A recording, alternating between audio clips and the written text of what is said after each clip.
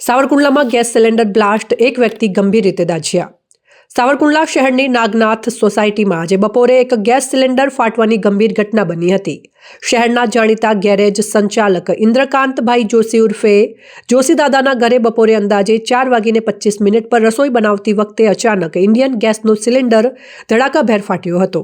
જોરદાર વિસ્ફોટના અવાજથી આખી સોસાયટીમાં ભયનો માહોલ સર્જાયો હતો અને લોકોમાં અફરાતફરી મચી ગઈ હતી। સિલિન્ડર બ્લાસ્ટ બાદ ઘરમાં વિકરાળ આગ ફાટી નીકળી હતી, જેમાં ઘરની સમગ્ર ઘરવખરી તથા કિંમતી સામાન બળીને ખાખ થઈ ગયો હતો। આગની તીવ્રતા એટલી વધુ હતી કે મકાનના માળખાને પણ નુકસાન પહોંચ્યું હોવાનું જાણવા મળ્યું છે। આ અકસ્માતમાં ઇન્દ્રકાંતભાઈ જોશી ગંભીર રીતે દાઝ્યા હતા। તેમને તાત્કાલિક સારવાર માટે હોસ્પિટલમાં ખસેડવામાં આવ્યા છે, જ્યાં તેમની હાલત ગંભીર હોવાનું જણાવ્યું છે। આ ઘટનાની જાણ થતાં જ સાવરકુંડલા નગરપાલિકાની ફાયર બ્રિગેડની ટીમ ઘટના સ્થળે પહોંચી હતી અને ભારે જહેમત બાદ આગ પર કાબૂ મેળવ્યો હતો। તેમજ સંભવિત જોખમ ટાળવા પીજીવીસીએલની ટીમ દ્વારા વિસ્તારમાં વીજ પુરવઠો તાત્કાલિક બંધ કરી દેવામાં આવ્યો હતો, જેથી મોટી હોનારત ટળી ગઈ હતી।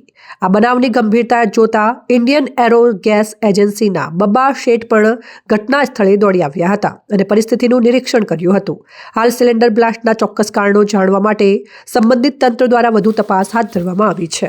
સાવરકુંડલા આતશની રોડ ઉપર નાગનાથ સોસાયટીમાં જોશીદાદા કરીને મકાન છે ગેરેજવાળા, તેમનું મકાનની અંદર અચાનક આગ લાગતા શોર્ટ સર્કિટના કારણે ગેસ કઈ કંપની હશે કે ખબર ઇન્ડિયન કંપનીનો બાટલો ફાટ્યો। અંદર લોકો અડડિયા બનાવતા હતા, ખુશીનો માહોલ હતો। એ દરમિયાન મારી તાબડતોબ ભાગીને બહાર આવ્યા। કોઈ જીવની નથી, મનુષ્યને કોઈ તકલીફ નથી થઈ, પણ જે માળીનો ગભરાટ હતો એ જોઈ બળી ગયા છે અને જાતે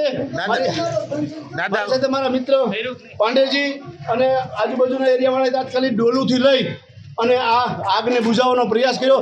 90% જેટલી આગ બુઝાઈ ગયા પછી જે ફાયર બ્રિગેડ છે એને ફોન કર્યા, બધા આવ્યું છે, વહેલું આવ્યું, પણ કોઈને એવી ખબર નહોતી કે ફાયર બ્રિગેડને જાણ કરી।